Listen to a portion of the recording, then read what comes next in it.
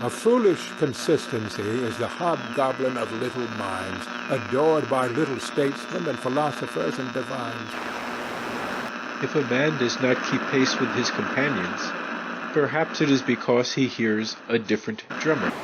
A different drummer. And now, coming to you from dead center on your dial, welcome to Risk Parity Radio, where we explore alternatives in asset allocations for the do-it-yourself investor. Broadcasting to you now from the comfort of his easy chair, here is your host, Frank Vasquez. Thank you, Mary, and welcome to Risk Parity Radio. If you are new here and wonder what we are talking about, you may wish to go back and listen to some of the foundational episodes for this program. And the basic foundational episodes are episodes 1, 3, 5, 7, and 9. Yes, it is still in my memory banks. We have also created an additional resource, a collection of additional foundational episodes and other popular episodes. We have top men working on it right now. Who? Top men. And you can find those on the episode guide page at www.riskparityradio.com. Inconceivable!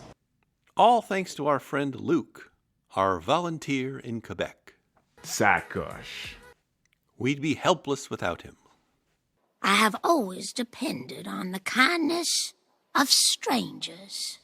Because other than him, it's just me and Marion here. I'll give you the moon, Mary. I'll take it. We have no sponsors, we have no guests, and we have no expansion plans. I don't think I'd like another job.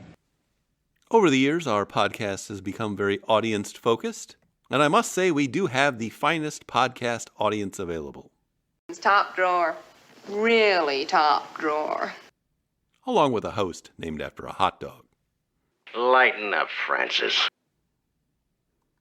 But now onward to episode 515. Today on Risk Parity Radio, we're just going to do what we do best here, which is attend to your emails. That's what I'm talking about. And since the last podcast was so long that it caused problems with our website that our top man Luke had to fix for us. Sacoche. I'm going to keep this one to a more reasonable length, and therefore I think we're only going to do 2 emails today. But without further ado. Here I go once again with the email. And First off, we have an email from Mark. All hail the commander of His Majesty's Roman legions, the brave and noble Marcus Vindictus, who returns to Rome after winning a great victory over the Cretans at Sparta. And Mark writes, Aunt Mary and Uncle Frank, thank you for everything you do with Risk Parity Radio. I've been a regular listener since 2021. Shout out to my friend Henry and the Choosify group for pointing me your way. Yeah, baby, yeah! Over time, I've come to appreciate that Frank's grumpy man rants are really just tough love from someone who genuinely wants people to succeed. And now, here with a commentary is a grumpy old man. The show has made me a more thoughtful and disciplined investor. I'm not happy. I don't like this chair, and I don't like this desk, and I don't like being here. My question is about aging and financial continuity. Death stalks you at every turn. I searched the archives, thank you, Luke, but didn't find a segment that addressed this directly. How do you think about the what-if scenarios where the primary financial manager gradually loses mental capacity? Coma? Why, I go in and out of comas all the... Especially in situations like dementia, where the decline may be subtle at first. And it's gone. Poof. In our household, I manage the budget and investments. I try to involve my wife with spreadsheets, graphs, and updates, but she's generally uninterested beyond the occasional numbers go up chart. Remember thou art mortal. Remember thou art mortal. She'd much rather be in the garden than discuss risk parity mechanics. We have 3 kids, ages 13, 12, and 10, and we expect to work another 10 to 14 years until our youngest starts or finishes college.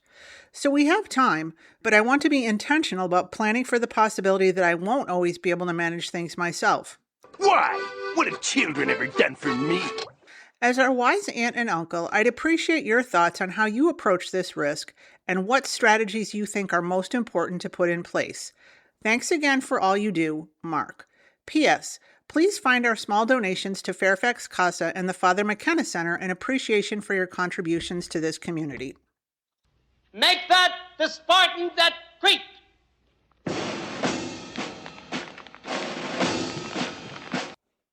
Well, first off, thank you for being a donor to both the Father McKenna Center and Fairfax Casa.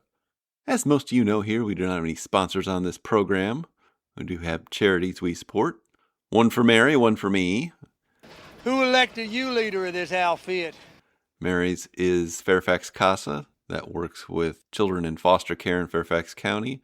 And mine is the Father McKenna Center, that supports hungry and homeless people in Washington, D.C. Full disclosure, I'm the board of the Father McKenna Center, and I'm the current treasurer.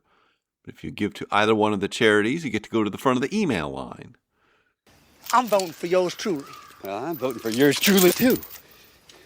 And to do that, we'll put the links in the show notes, but you can also find them at the support page at www.riskpartyradio.com, or you can become one of our patrons on Patreon and give monthly that way. Either way, you get to go to the front of the email line. Make sure you do mention it in your email so that we can duly move you to the front of the line. Okay, I'm with you fellas. But now getting to your email, yes, I do enjoy the grumpy man persona.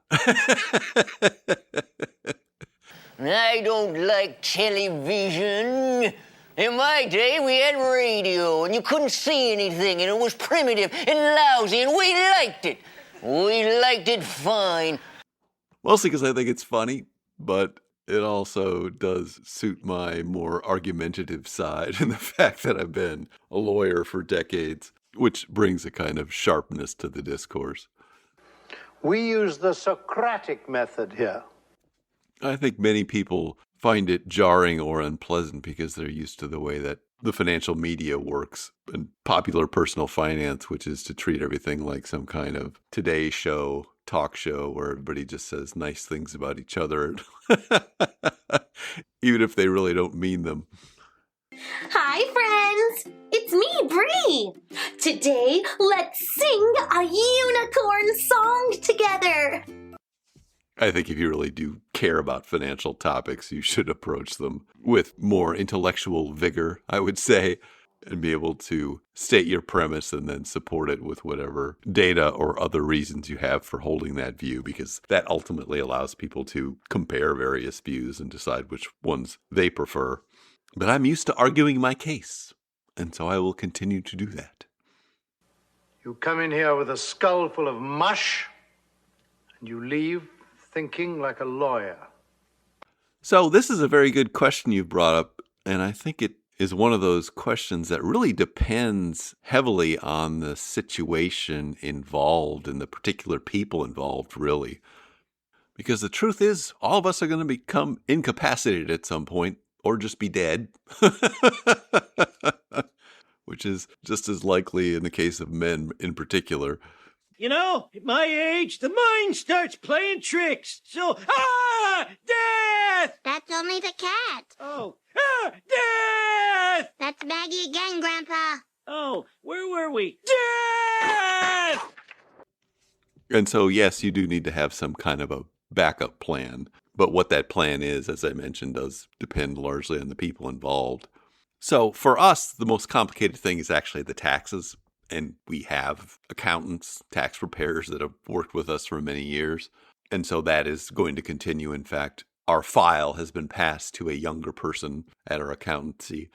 As far as the investments themselves are concerned, Mary and I do keep a joint spreadsheet that tracks our net worth and some other spreadsheets that track other things.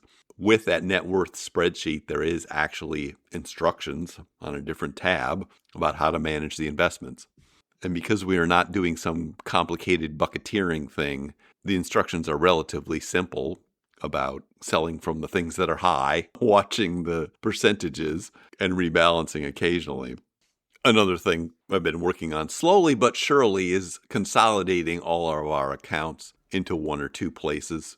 Hopefully mostly at Fidelity and Interactive Brokers would be the two places. We've still got some accounts floating around at Empower, which was the 401k provider, and my employer. Mary's got an E-Trade account. We have recently moved her old TSP over to Fidelity, but it's all in the works as far as all that is concerned. But I think that's also going to help, because just knowing where things are is the first step on the battle. You should also have a password protector provider that consolidates all your passwords in one place. And all of our accounts are joint accounts.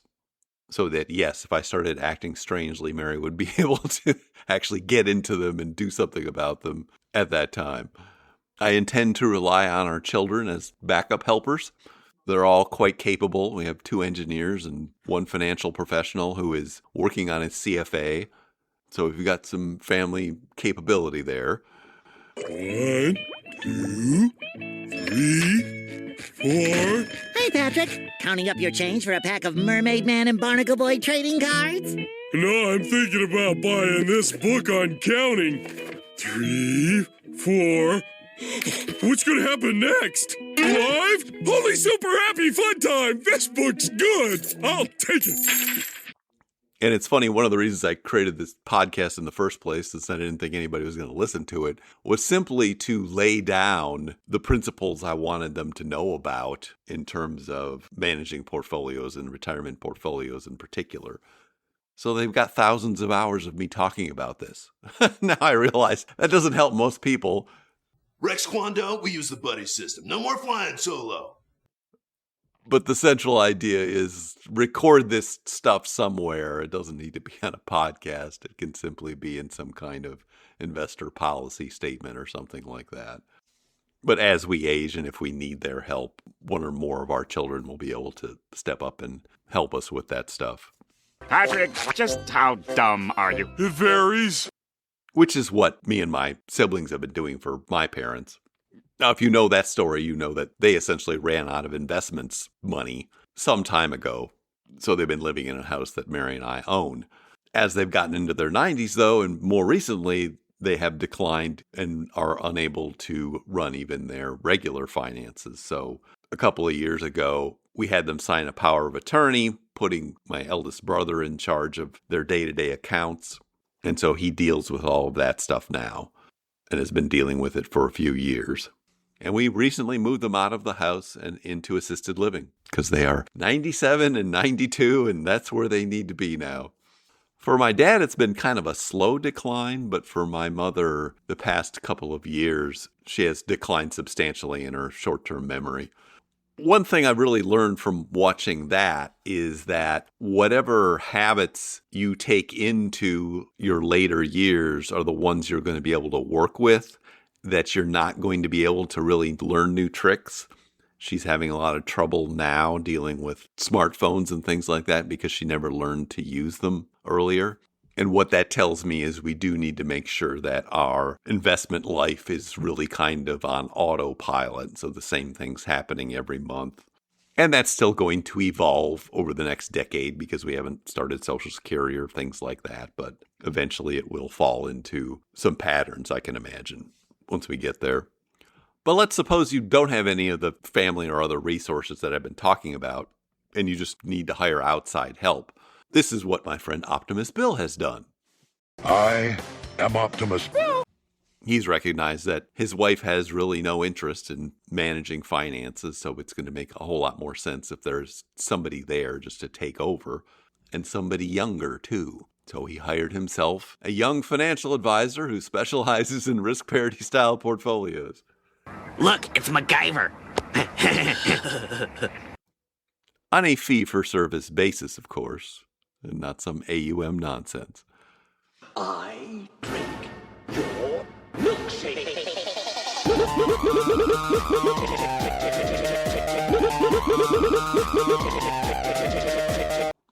But that also is a very good option for many people, particularly when you get to around age 60-ish and you realize you are in that last half or last third of your life. Ah! There it is! Death! Now, at your age, you may also have a sibling you might trust. Perhaps somebody who would be getting custody of the kids should both you and your wife die at the same time. This is frequently part of estate planning. And at your age, that's kind of where all of this goes right now as part of estate planning. But that's more about the unlikely event that you both get killed at the same time. And that is a very good reason to have a local estates attorney who can help you construct the proper will and any trusts you might need. And then a lot of the stuff that I've been talking about in terms of where are the accounts, what is the basic plan, how does that work. This is a good reason to write down an investor policy statement, even if you don't think you need one personally, because whomever is going to inherit this stuff needs to at least have some understanding of why it's structured the way it is.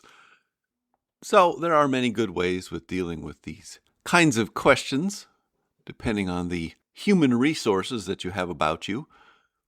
But I think the first thing is to make sure that whomever is going to take over this stuff knows where it is, has access to it, either through joint accounts or passwords or other mechanisms, and then that you've written something down about it somewhere that they also have access to, so that they have some idea of what's going on with it. And as you do get more to regular retirement age, you might consider whether you want to hire somebody to be a backup or helper or assistant, however you want to phrase it. You must be Igor. No, it's pronounced Igor. But they told me it was Igor. Well, they were wrong then, weren't they? You were sent by Herr Falkstein, weren't you? Yes. My grandfather used to work for your grandfather. How nice. Of course, the rates have gone up. Of course. Of course. I'm sure we'll get along splendidly. Oh, sorry. I don't mean to embarrass you, but I'm a rather brilliant surgeon. Perhaps I could help you with that hump. What hump? So, hopefully that helps. I'm glad you're enjoying the show and all my grumpiness. Thank you for being a donor to both Fairfax Casa and the Father McKenna Center. And thank you for your email. Today, everybody's spoiled rotten. When I was a boy, we didn't have these video games. We made up our own games, like chew the bark off the tree. You and your friends would find a nice oak tree and you start chewing the skin off of it. And there were no winners. Everybody was a loser. It rotted your teeth and left your intestines scarred and knotted. And that's the way it was, and we liked it. We loved it. Second off. Last off. Second off and last off, we have an email from Eric. Aye, know what I mean, nuts, know what I mean, say no more. And Eric writes, Hi, Frank. It was nice meeting you a few weeks ago while biking on the W&OD trail. I made a donation to Fairfax Casa and the Father McKenna Center today. Top drawer. Really top drawer. Thank you for the great work you and Mary are doing to serve others. I've been listening to the podcast for about a year, and I think it helped inspire me to do some volunteer work for the first time in my life.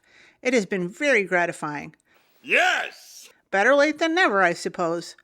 I love the podcast, and it has helped me challenge some of my long-held beliefs about portfolio construction. That is the straight stuff, oh Funkmaster. I am/was probably the classic example of a boglehead. What can I put you down for? Nothing. You wish to be anonymous? I wish to be left alone. Since you ask me what I wish, sir, that is my answer. I help to support the establishments I have mentioned. Those who are badly off must go there. Many can't go there. And some would rather die. If they would rather die, they'd better do it and decrease the surplus population. I am gradually trying to diversify my portfolio so I own more than just Total US, Total Market International, and VBTLX. Not all the way there yet, but moving in the right direction. Ausgezeichnet. Count me as someone who loves the clips.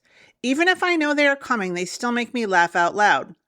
The best, Jerry. The best. I love the drink your milkshake clip where you mash it up with house music. Gets me every time.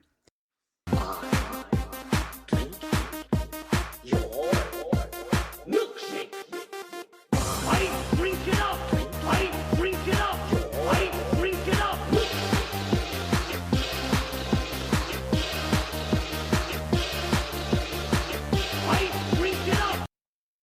probably saw this article, but if not, I think it will amuse you. Not surprising coming from William Bernstein. It discusses the utility of hoarding.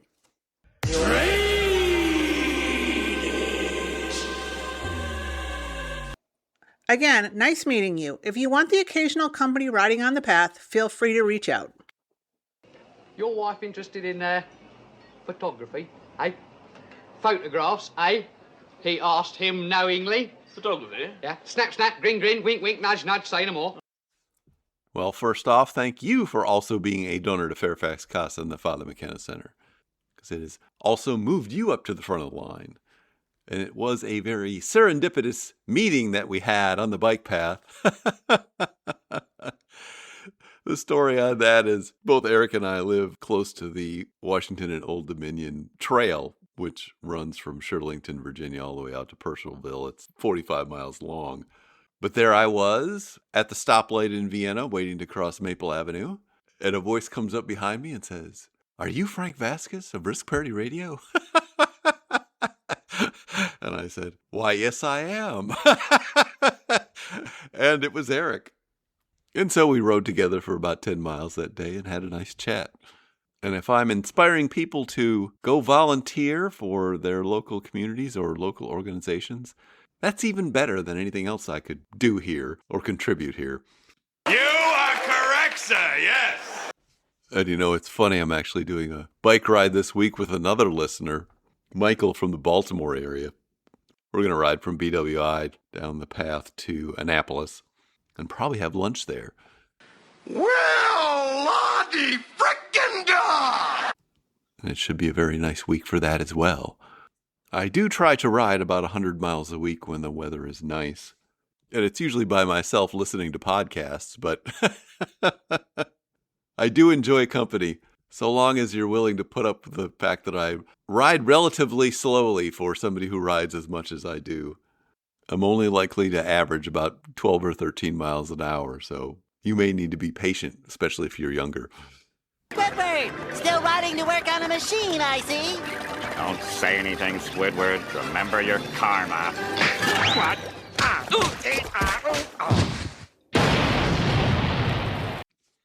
So I'll make a bold prediction and say, I bet we will be riding together in the future, Eric. A really big one here, which is huge. Now let's get to this article you sent me that I will link to in the show notes. It's called The Many Utilities of Retirement by William Bernstein and Edward Macquarie. It's from Advisor Perspectives, which is kind of an online magazine. You find these kinds of articles. And this article really is emblematic of this boglehead hoarding culture that I often talk about and how it attempts to justify itself, and also why it's really not probably a good approach to your second half of life in terms of maximizing your well-being and not fixating on money, which is what it really represents. Basically, the whole thing is one big attempt to justify hoarding behaviors and dying with the most money possible. Donate to the children's fund? Why? What have children ever done for me? Now, the first thing that boglehead hoarder types often do in these discussions is set up a straw man. And that's what we see here on the first page of this article. And the straw man used here comes from life cycle economics. This also relates to the book Die with Zero, that is often used as another straw man, that there are only two choices, either die with zero or die with the most money possible, which is not true at all, but it makes a convenient straw man. That's not how it works. That's not how any of this works. And I'll just read what it says here first, though. He writes, which brings us to life cycle economics. If utility comes only from consuming goods, services, and experiences, and the goal is to maximize utility, then the rational retiree seeks to spend all their money while alive. You're penalized for every dollar unspent. Bouncing the undertaker's check is optional, but you should at least come close. For purposes of this discussion, we assume the retiree has already set aside explicitly mentally any planned bequests. Under life cycle theory, dying with millions of dollars unspent, the richest person in the graveyard, is a gross violation of the maxims of rational choice.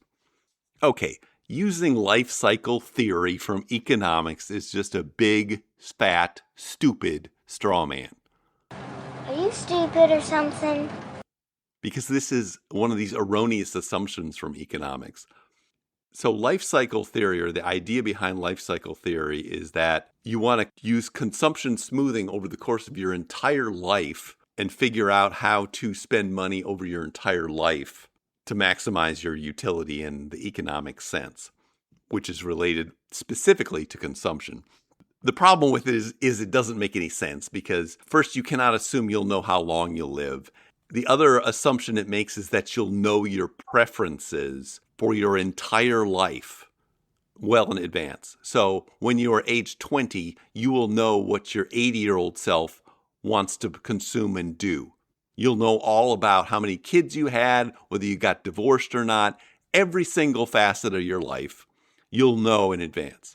Obviously, nobody knows that. So this kind of theory is useless for planning purposes. And it is not what people are doing when they are trying to spend their money and live the best life. Hello? Hello, anybody home? Huh? Think, McFly, think!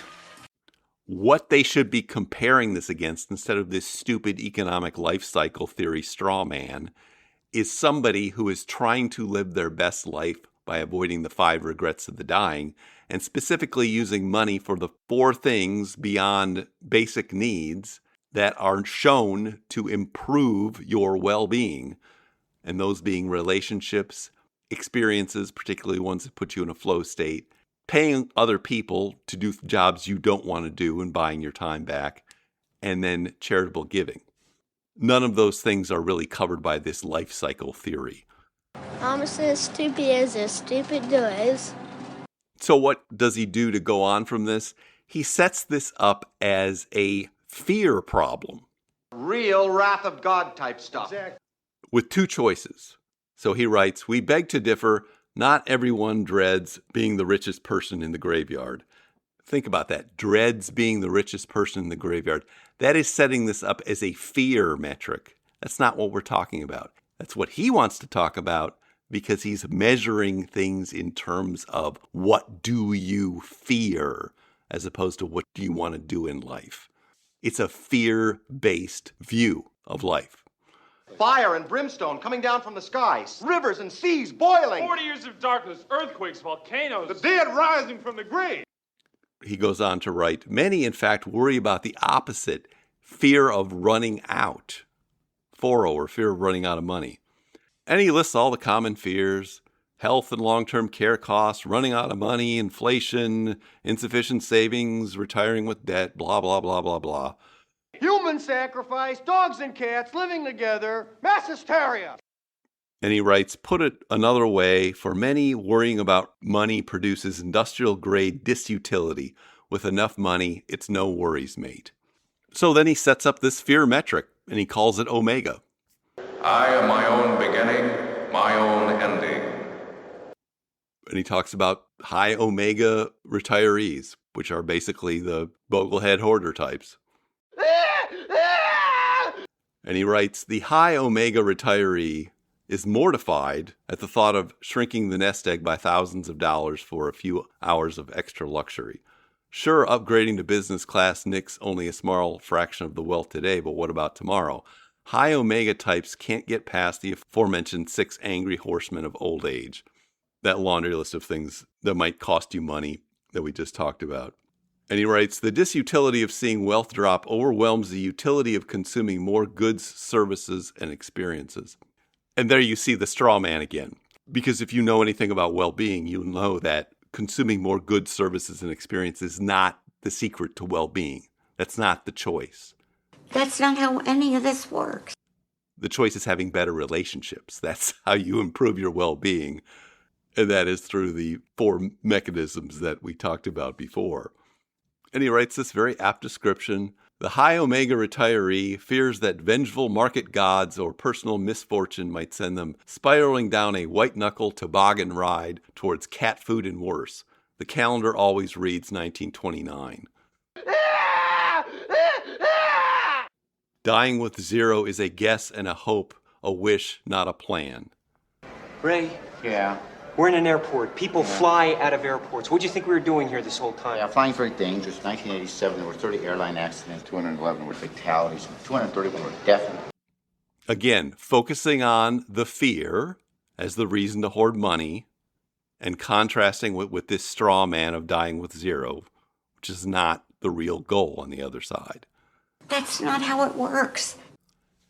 And then he goes on to try to explain or justify why measuring your life by this fear metric, omega, makes sense. He says, problem solved by omega. That's the heading. Traditionally, people who willfully die with millions of dollars unspent are derided as misers. What's with you anyway?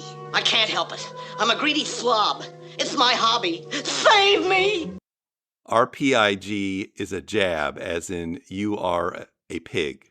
Standard economic theory ignores that for some people, unspent wealth provides a utility all its own. Think about that.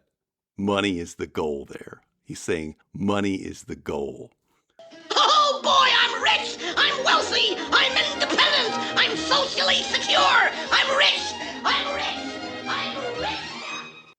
Goes on to write, Omega explains why dying with millions may not be a tragedy, but something to exult over. I never had to worry about money. I lived my entire retirement down to my last days in a state of wealth, which is not where I started out in life.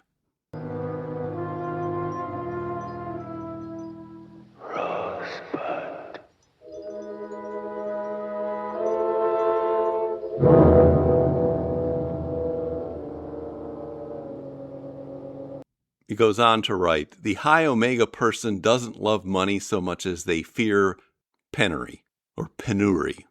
I always mispronounce that word. It is easy for them to imagine how excess spending plus a few bad breaks could bring that happy financial edifice tumbling down. There's an American plane. American Flight 625 crashed April 27, 1976. And then, for some, a few million kept in treasuries provides more lifetime utility than flying business class on vacation to be met by a private driver who shuttles them to and from the Ritz. We don't have to take American. There's a lot of flights. Yeah, pick another airline. Continental. Continental crashed November 15, 1987. Flight 1713, 28 casualties. Okay, so Bill Bernstein actually is that person. He has 1/3 of his wealth in a 30-year tips ladder to take him to 104, and that's what he plans on living on. The remainder of his wealth is 2/3 invested just in stocks that he's never going to touch. Never going to touch. He's going to die with it and then give it to somebody else. That's his plan. Now there's a Delta. Yeah.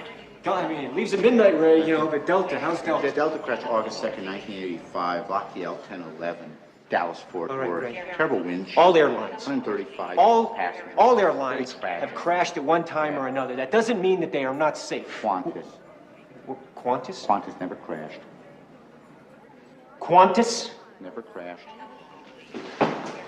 Well, that's... Never crashed. I mean, that's going to do me a lot of good, Ray. Yeah. You see, Qantas doesn't fly to L.A. out of Cincinnati. You have got to get to Melbourne. Australia. Melbourne, Australia, in order to get the plane that flies to Los Angeles. Do you hear me? And he seems to think the choice is that or go have drivers and stay at the Ritz. As if having private drivers and staying at the Ritz is what people are really trying to do with their money. Fat, drunk, and stupid is no way to go through life, son. If that's what you're trying to do with your money, you're just as stupid as he is for hoarding it. Stupid is as stupid does, sir. That's not how you use money to improve your well-being, at least not on a long-term basis. More importantly, what's really going on here is this hoarding of money is being substituted for therapy. 2 million population. It's very lovely beaches. You and I are going to get on this plane. No.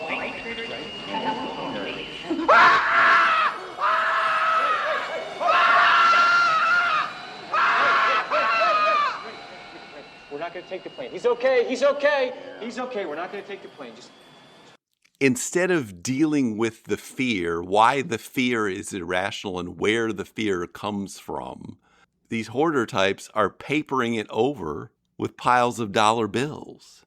That's not a good solution.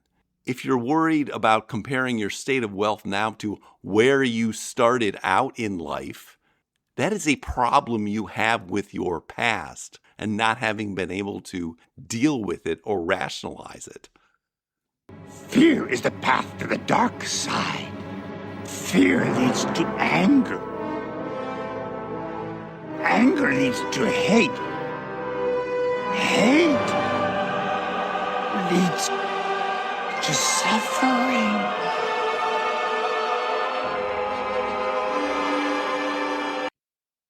Instead of trying to use money and hoarding money and exulting over hoarding money just to solve your fear problem, you should go work on your fear problem with a therapist. What a therapist is going to tell you for any kind of fear, and this is a phobia. Let's be very clear. This is a phobia because these people are not in any danger of running out of money. Neither Bill Bernstein or any of these other gurus are ever in danger of running out of money. This is an irrational phobia that they have and that many are following because they think that's the way to live. The way that therapists help people get over phobias is called exposure therapy. You practice spending the money on things that are likely to actually improve your overall well-being for the rest of your life. And those are not consuming things. Those are relationships. Those are giving money away. Those are flow states. Those are buying your time back. It's not private drivers and staying at the Ritz. It's one of the most insanely idiotic things I have ever heard. That's a straw man. Everyone in this room is now dumber for having listened to it. I award you no points, and may God have mercy on your soul. What using this omega fear factor is doing, it's a recipe for living a mediocre life. That and a nickel get you a hot cup of jack squat! Because what do you think happens to your relationships, particularly your primary ones, with your partner and your children, when they view you as a miser and a hoarder of money? Do you think it helps your relationships? Are you crazy? Or just plain stupid? Do you think it increases or decreases the possibility that you may get a divorce? And what does Charlie Munger say about why he gives the money to his children? Somebody said to him, "Do you think it's a good idea to give them so much money?" And Charlie Munger says, "Well, it might not be a good idea, but if I don't give it to them, guess what? Guess what? They're going to hate me. They're going to hate me." Do you want to take a chance on your children hating you because you're a miser? Stupid is, stupid does, Mrs. Blue. And that's the funny thing. I don't think the word relationship is mentioned anywhere in this article, because you probably have to admit that hoarding money and living in fear and exulting over how much you can accumulate until you die is not going to be good for your relationships. That's the fact, Jack! That's a fact, Jack! And anybody who specializes in relationships or well-being is going to tell you that flat out. This is a bad strategy for well-being. Using fear as the main metric, wherever that fear comes from, if you grew up poor or something, holding that around and using that as the basis to live your life is not living a good life. Alice. The same Alice you swore to love to all eternity, Ebenezer. She is not changed by the harshness of the world, but you are. Then you no longer love me? You no longer love me. When have I ever said that? In words, never. Well, in what then? In the way you have changed. But how have I changed towards you? By changing towards the world. It is such a terrible thing for a man to struggle to be something better than he is. Another idol has replaced me in your heart. A golden idol. It's singular that the world that can be so brutally cruel to the poor professes to condemn the pursuit of wealth in the same breath. You fear the world too much. With reason. But I am not changed towards you. Aren't you? It's going to cause you to experience one or more of the 5 regrets of the dying. So if maximizing omega is the gold standard of the Boglehead hoarder plan, you can see it's a really bad plan for living the rest of your life. It's not a good plan for the use of your money. That is the worst idea I've ever heard in my life, Tom. Yes, it's horrible, this idea. Now you might say, well, surely these Boglehead guru types are happy people. You can see they're happy people. They're out there doing things and writing things. That's because the gurus are famous people. They get enjoyment from that. They get into flow states from that. They have relationships from that. But you can't compare yourself to somebody who's famous. Take fame off the table. What if all you have is money and relationships and not fame or power? What are you going to do? What are you going to choose? For as the true grail will bring you life, the false grail will take it from you. I have no idea what it looks like. Which one is it? Let me choose. Thank you, Doctor. This certainly is the cup of the King of Kings.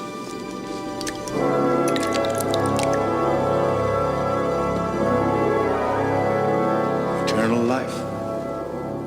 What is happening to me?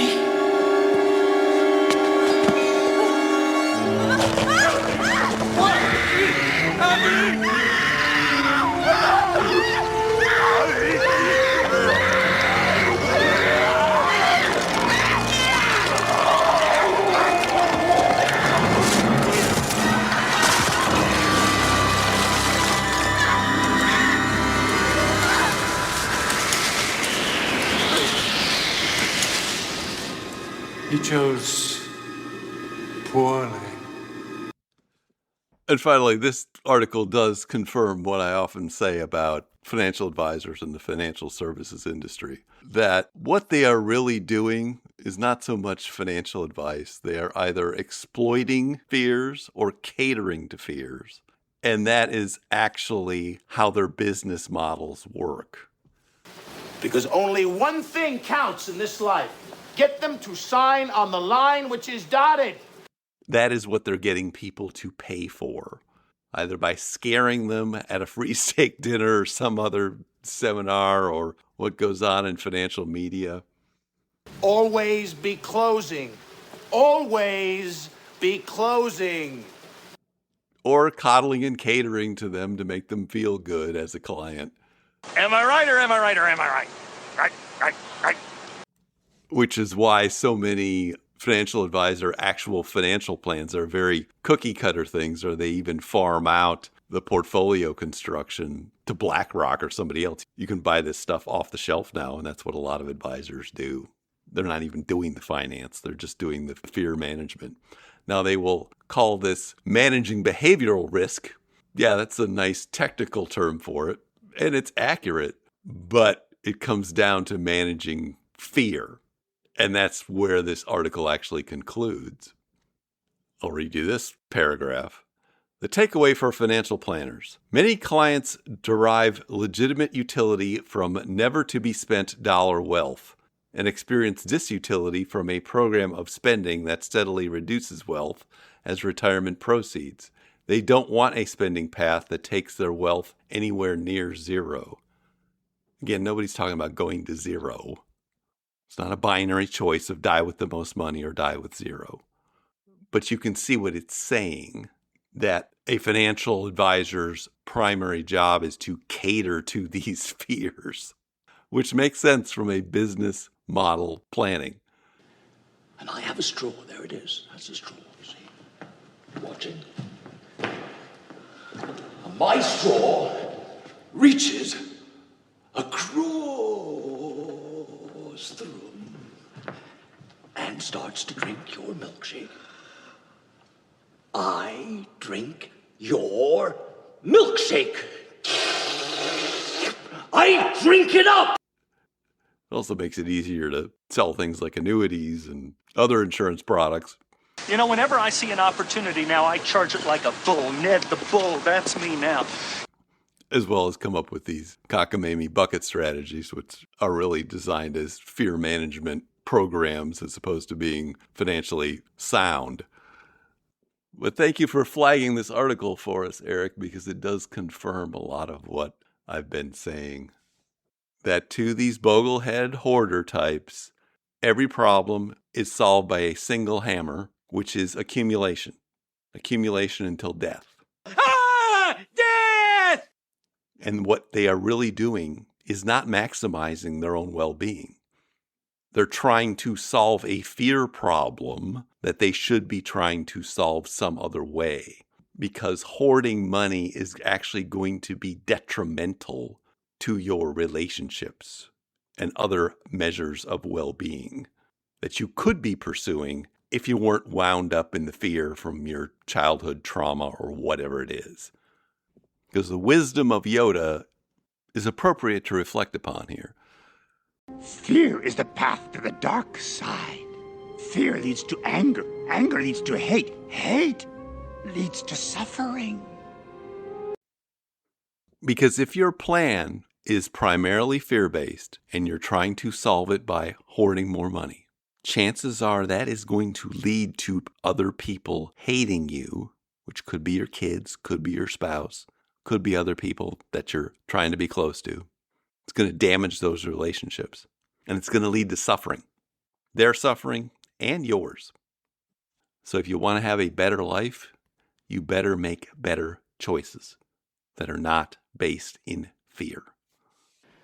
Get out, and don't come back until you've redeemed yourselves.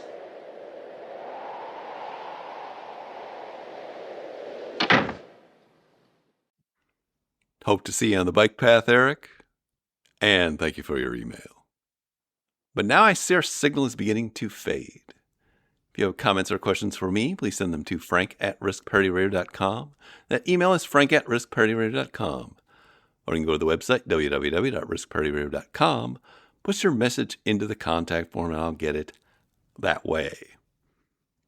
If you haven't had a chance to do it, please go to your favorite podcast provider and like, subscribe, give me some stars, a follow, a review. That would be great. Okay. Thank you once again for tuning in. This is Frank Vasquez with Risk Parity Radio, signing off.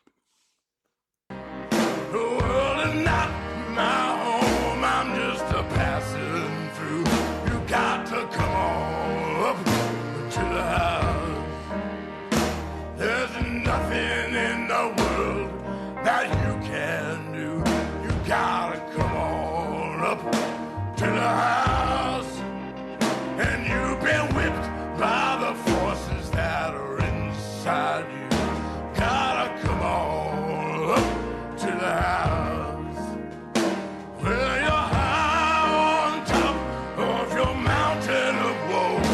Gotta come on up to the house. Where you know you should surrender, but you can't let it go. You gotta come on up to the house, yeah. Gotta come on to the house. Gotta come on up to the house. The world is not my home, I'm just a passing through. You gotta come on up to the house. Gotta come on up to the house. You gotta come on up to the house.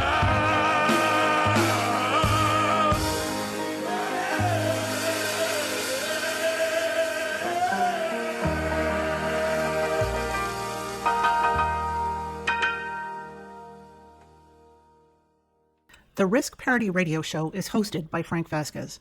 The content provided is for entertainment and informational purposes only and does not constitute financial, investment, tax, or legal advice. Please consult with your own advisors before taking any actions based on any information you have heard here, making sure to take into account your own personal circumstances.